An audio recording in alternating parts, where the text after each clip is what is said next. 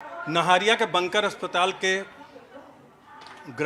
Underground hospital में इस वक्त हम लोग हैं। अंडरग्राउंड फैसिलिटी जहां है और ये कमांड सेंटर है। ये कमांड सेंटर बनाया गया है 7 अक्टूबर के बाद। अगर कोई बड़ा वॉर छिड़ जाता है इजराइल लेबनान बॉर्डर पे, तो अस्पताल की स्ट्रैटेजी क्या रहेगी, उसके लिए यहाँ बड़े बड़े अस्पताल के ऑफिसर जो है, मेडिकल डॉक्टर जो है, मैनेजमेंट में लोग हैं, वो यहाँ बैठेंगे और रोज स्ट्रैटेजी बनाएंगे।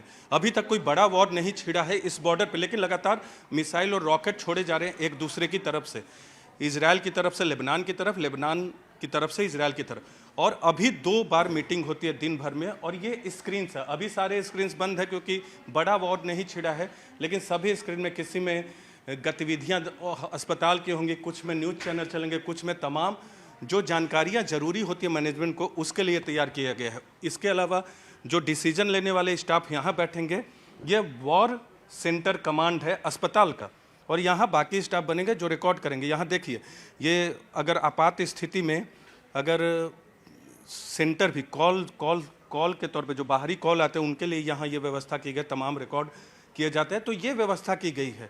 और अभी 2 बार मीटिंग होती है, लेकिन अगर बड़ा वॉर छिड़ जाए, यहाँ के जो डॉक्टर हैं तमाम आर्मी के सेटअप के साथ टच में रहेंगे। उस स्थिति में आज की तारीख में भी टच में रहते हैं।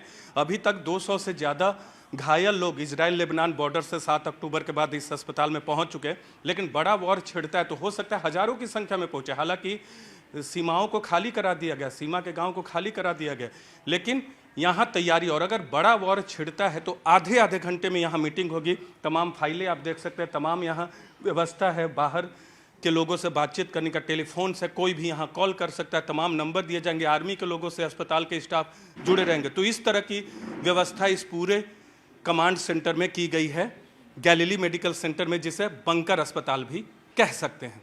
कैमरा पर्सन करम सिंह के साथ Neeraj Kumar, news 18 India, Nahariya, Israel Lebanon border.